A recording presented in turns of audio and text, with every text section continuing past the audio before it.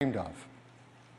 So what else can we do to help customers find even more uses for iPad, to use it in places they never imagined, in manners they never have before?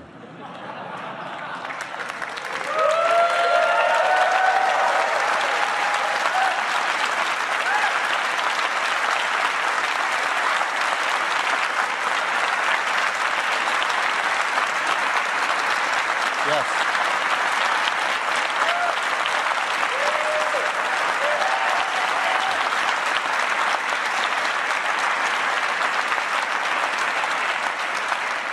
I think we can tell by your excitement you know what this is. This is iPad mini. And what can you do with an iPad mini that you can't already do with the amazing 4th generation iPad? Well, this. You can hold it in one hand. Now, this just isn't a shrunken down iPad. It's an entirely new design with a beautiful aluminum and glass enclosure where every detail is finely crafted and made, just exquisite. And the process by which they're manufactured are at a level of tolerances unseen in our industry. There is nothing as amazing as this. This incredibly thin and beautiful iPad mini. Beautiful from every angle, incredibly thin and light. Would you like to see one in person?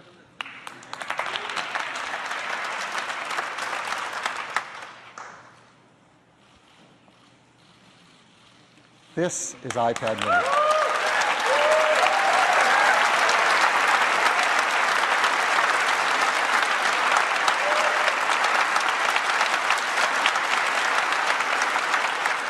Look how thin that is. Amazing. Here, let me tell you a lot more about it.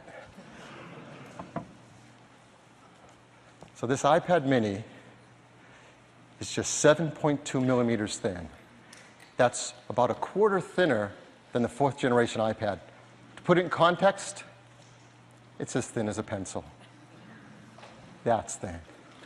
It weighs just 0.68 pounds. That's over 50% lighter than the previous iPad, 4th generation. So in context, what could you compare that to? It's as light as a pad of paper. We were going to say a book, but books are much heavier. So we came out with a pad of paper. It comes in black and white, the white with silver, the black with a slate back. It's beautiful on both sides. But I think one of the biggest questions people wonder is, what screen size did we pick and why? And the team worked really hard thinking about this. We want an iPad that's capable of running all that amazing software written for iPad without developers having to do any work. We wanted it to be smaller such that it could be thinner and lighter, as you can see, but not so small that it stops being incredibly usable, because the iPad is the most usable of all these devices. So let's look at it side by side. Here's current iPad 2 next to the iPad mini.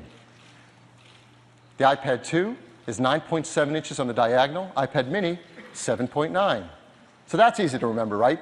9.7, 7.9. And the pixels are even easier to remember because they're exactly the same. The original iPad, the iPad 2 are 1024 by 768. And the new iPad mini is 1024 by 768. That means all of the software created for iPad all works on the iPad mini, unchanged. And it's great to use in both the portrait and landscape position, which our customers love to use it in both manners. So it's great for reading your email and responding to your email and surfing the web. It's great for managing all your photos and sharing them with friends and family. It's fantastic for kicking back and reading a magazine or a book on. It is amazing to sit there and hold it and do a FaceTime HD phone call on something so thin and light. It's great for all of your iWork applications, Keynote, Pages, Numbers. It's fantastic for all the iLife applications, iPhoto, iMovie, GarageBand. I mean, it is so much fun to sit there and play multi-touch software instruments in GarageBand on this thin and light iPad. And all of those applications work wonderfully on it. So if you're a customer who likes to use Facebook all day long, you're going to love using Facebook on the new iPad. If you love creating content with applications like Paper, an amazing drawing application, you're going to love doing that on iPad mini. If you love playing games, playing incredibly amazing games like Real Racing 2 are incredible on the new iPad. In fact, I could sit here and do 275,000 examples for you, and I would love to, but we don't have enough time. They work amazing on iPad mini. No one else can say that with their tablets. In fact, others have tried to make tablets small on the iPad, and they've failed miserably. These are not great experiences. Well, why? Let me give you an example. So here we have iPad mini on the right and an Android tablet on the left. This is the latest, greatest, most favored, reviewed new device. So let's compare them. Well, first, let's just look at the bezels around the display. Ours, the iPad mini, is made of aluminum, and we've worked hard to make it thin so it's comfortable to hold and use with one hand. Theirs, made of plastic, it's thicker. In fact, the entire product, that Android product, is thicker and heavier than iPad mini, even though it has a smaller display. So let's look at those displays. On the diagonal, theirs is 7 inches. The iPad mini is 7.9. That doesn't sound like a lot more, does it? Well, that's on the diagonal. The actual area of the display, 21.9 square inches for the Android tablet, 29.6 for the iPad mini. The iPad mini is actually over a third larger display area, 35%. That's a huge difference. And it doesn't stop there. What's the number one thing people do on their iPads? Surf the web. We love to surf the web on our iPads. So here's surfing the web. This is a popular museum, the Guggenheim Museum, and visiting it in both browsers. But you can see there's things around the browser. There's tabs. Android has some software controls on the bottom of the display. So let's remove all that noise and just look at the web pages. You can see a huge difference. The iPad mini, it's about 50% larger for surfing the web, holding your portrait orientation. That is a gigantic difference. Yet the iPad mini is thinner and lighter. As I said, many customers also like to use it in the landscape orientation. So let's turn them sideways. Let's remove all the noise around it. Here's your web pages. The iPad mini is 2/3 larger to surf the web. There is a gigantic difference in these products. And it doesn't stop there.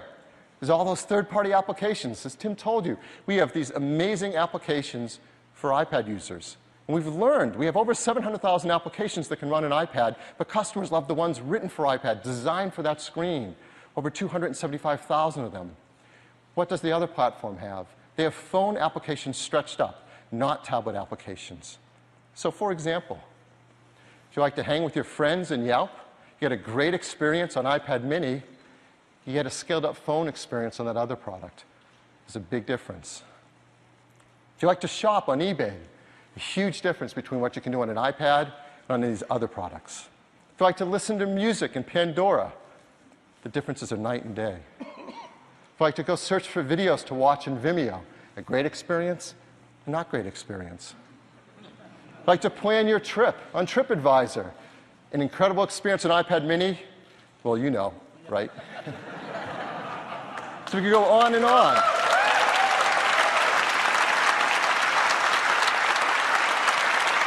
So let's talk a little bit more about what's inside iPad mini. It is a great iPad. In fact, the technologies inside are equal to or better than the iPad 2 in every way. There's an amazing set of technology that make this just a great iPad. First, there's an Apple A5 chip, a dual-core A5 chip that has more than enough power to drive this incredible mini display and give you great performance for all your applications and games. It has a FaceTime camera now better than what we had in iPad 2, a FaceTime HD front-side camera.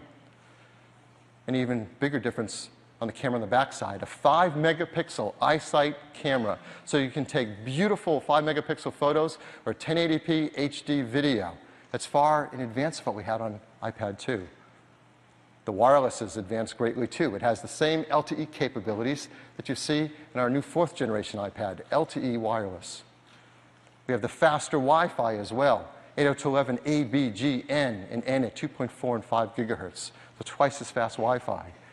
We've built in that Lightning connector, so it's compatible with the accessories being created for iPhone 5, the 4th generation iPad, iPod Touch, and iPod Nano. And all of this technology, all this incredible capability in such a thin and light device, The team has worked really hard to get you the same battery life, 10 hours of battery life, just like the 4th generation iPad. So hopefully,